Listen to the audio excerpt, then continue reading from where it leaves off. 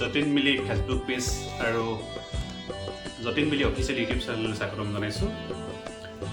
আমি সকলোৱে জানো এইকেইদিন তিয়কৰ এটা সুখবৰ আছে।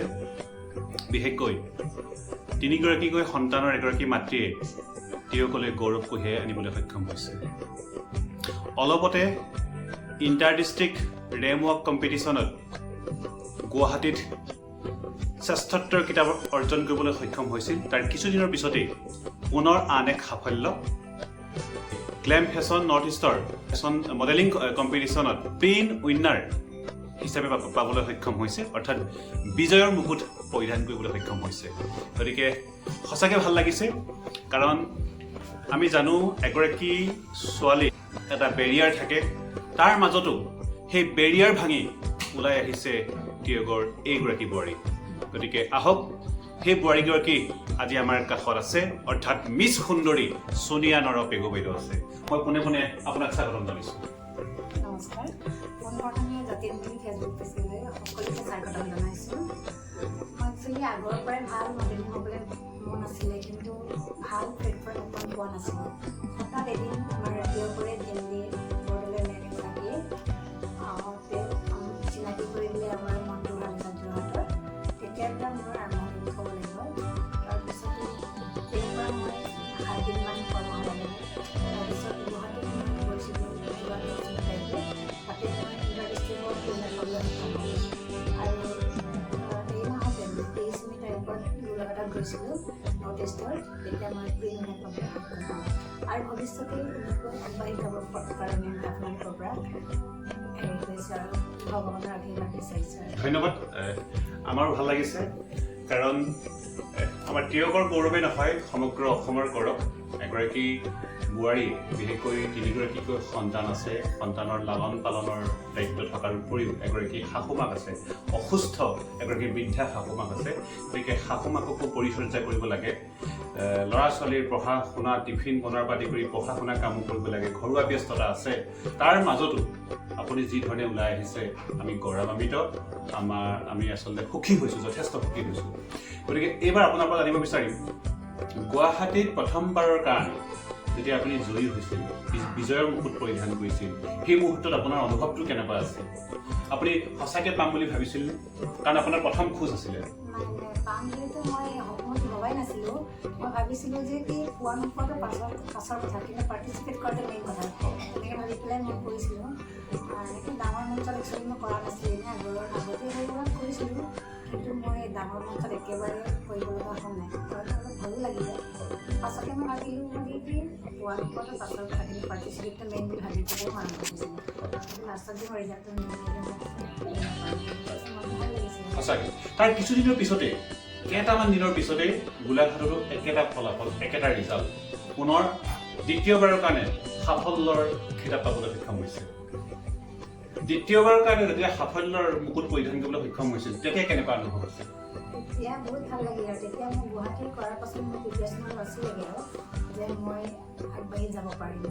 তাৰপিছত মোৰ যিমান প্ৰতিভা থাকিলে একচুৱেলি ছাপৰ্ট যদি লগত নাথাকে, তেতিয়া মোৰ জীৱনসংগীজন একদম 100% ছাপৰ্ট কৰে। নহ'লেতো মোৰ বহুত যন্ত্ৰণা পাই নাথাকে। মায়ে ইফালে ডায়েবেটিছ পেচেণ্ট, আকৌ ৰাতিপুৱা টিফিন বনোৱাৰ পৰা স্কুলত বহুত যন্ত্ৰণা। তথাপিতো মই যদি ছাপৰ্ট ঘৰত থাকে, গোটেইবোৰ মানুহে এইবিলাক ওলাই আহিব পাৰে। আচলতে মানুহৰ ৰুচি অভিৰুচি থাকে। যিটো কাম মানুহৰ আচলতে ভাল লাগে, যিটো কাম কৰি ভাল লাগে, যিটো কাম প্ৰিয়, সেই কামটো আচলতে কৰা উচিত। গতিকে সোনিয়া নৰ পেগুৱে আচলতে সেই কামটোকে কৰিবলৈ আগবাঢ়িছে আৰু কৰি আছে। আৰু সোনিয়া নৰ পেগুৰ এই যাত্ৰাত পূৰ্ণ সহযোগ আগবঢ়াইছে অভিনেতা স্বামী ৰাজলক্ষ্মী পেগুৱে। গতিকে এই মুহূৰ্তত আমি বন্ধুবৰ ৰাজলক্ষ্মী পেগুকো ধন্যবাদ জ্ঞাপন কৰিছোঁ।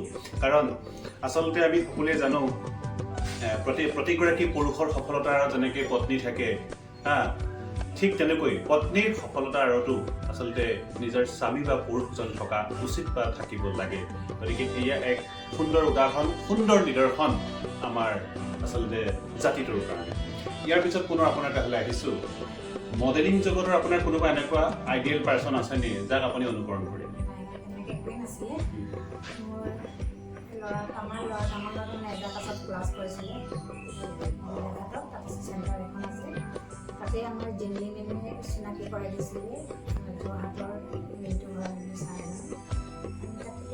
তেওঁৰ লগতে মানে কৰ্মশালা কৰিলোঁ আৰু তেনেকৈ এটা কথা আমি জানো যে আপোনাৰ স্বামীয়ে নিজেও এগৰাকী অভিনেতা লগতে এগৰাকী কণ্ঠশিল্পী 2007 চনতে এটি গীতৰ মুক্তি দিছিল জানে নগ আয়াগা আৰু আয়াং আৰু উক্ত অডিঅ' কেছেটৰ শ্ৰব্য কেছেটৰ আচলতে মুখ্য অংশীদাৰ আছিল আপোনাৰ স্বামী ৰাজ ঠাকুৰী পেগু। তাৰ উপৰিও 2010 চনত কলিজা নামৰ এটা এলবামো আচলতে নিজে নিৰ্মাণ কৰিছিল, নিজে উলিয়াইছিল। গতিকে এটা কথা ক'বলৈ গ'লে এটা সাংস্কৃতিক পৰিয়াল বুলি আমি ক'ব পাৰোঁ আৰু সেই সাংস্কৃতিক পৰিয়ালতহে আচলতে আমাৰ সংস্কৃতি জীয়াই থাকিব বা সংস্কৃতিৰ বুনিয়াদ ৰচনা হ'ব। গতিকে আমি আৰু এটা কথা গম পাইছোঁ যে আপোনাৰ ডাঙৰ পুত্ৰ নিয়ৰ ললাদেও খুব সুন্দৰকৈ মিচিং ঐনিতম পৰিৱেশন কৰে। কিছুদিনৰ পূৰ্বে নিউয়ৰ্কৰ আলি আলি গানস্থলীত নেকু মইন গীতটো পৰিৱেশন কৰি আচলতে সুনাম অৰ্জন কৰিবলৈ সক্ষম হৈছিল আৰু আপোনাৰ পুৰস্কৃত হ'বলৈ সক্ষম হৈছিল। গতিকে কি ক'ব আপোনাৰ পতি আৰু পত্নী দুয়োগৰাকী সংস্কৃতিৰ লগত জড়িত ওতঃপ্ৰোতভাৱে, গতিকে আপোনাৰ ল'ৰা ছোৱালীক কিদৰে আগবঢ়াই নিব এই ক্ষেত্ৰত? আমাৰ ল'ৰাটো অকণমান ইণ্টাৰেষ্টো আছে, এনেই মিচিঙৰ ভালকৈ ক'ব নাজানে, কিন্তু আমি শিকাইছোঁ।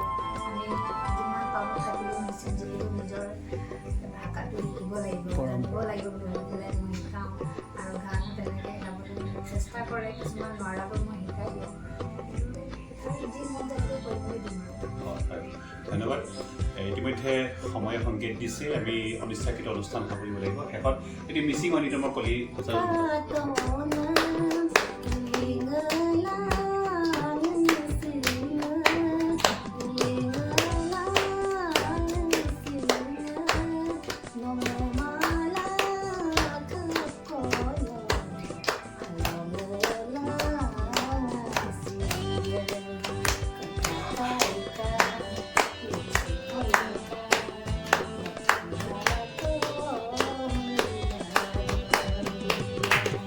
বহুত বহুত ধন্যবাদ। ব্যস্ততাৰ মাজত আপুনি যথেষ্টখিনি আমাক সময় দিলে। গতিকে যিসকল আচলতে বন্ধুবৰ্গই আমাৰ ফেচবুক পেজ আৰু ইউটিউব চেনেলটি চাব, আপোনালোকে লাইক কমেণ্ট শ্বেয়াৰ কৰিব নাপাহৰিব। আৰু শেষত আপোনাৰ পৰা এটা কথা জানিব বিচাৰিম, দুটাকৈ সাফল্যৰ পিছত আপোনাৰ জোনাকী নগৰৰ আপোনাৰ গুণমুগ্ধ অনুৰাগী বা জ্ঞাতি কুটুম আহি আপোনাক যথেষ্ট অনুপ্ৰেৰণা দিছে, উৎসাহিত কৰিছে, আনকি আপোনাক বৰণো কৰিছে। গতিকে সেইসকল ব্যক্তিক আপুনি কি ক'ব? তেওঁলোকলে মোৰ ফালৰ পৰা বহুত বহুত ধন্যবাদ, অসমবাসীকো ধন্যবাদ জনাইছোঁ আৰু আমাৰ বিশেষকৈ আমাৰ জোনাকী নগৰ তেন্তে পুনৰবাৰ সকলোলৈ আমি ধন্যবাদ আৰু কৃতজ্ঞতা জ্ঞাপন কৰিছোঁ। আৰু যিসকল বন্ধুবৰ্গ এই ভিডিঅ'টি চাইছে, পুনৰবাৰ কৈছোঁ আচলতে যিকোনো কামত বেৰিয়াৰ নাথাকে, আমি বেৰিয়াৰ খালি ওলাই আহিব লাগিব। জুইশালত গঢ়িলেহে কমাৰ শালত গঢ়িব পাৰি। আজি আমি জুইশালত গঢ়ি আছোঁ, হয়তো কাইলৈ কমাৰ শাললৈ যাত্ৰা কৰিম আৰু এই যাত্ৰাই হ'ব আচলতে জীৱনৰ অন্যতম পথ, আৰু যিটো পথে আচলতে জীৱনৰ গতি সলাব পাৰে। ধন্যবাদ।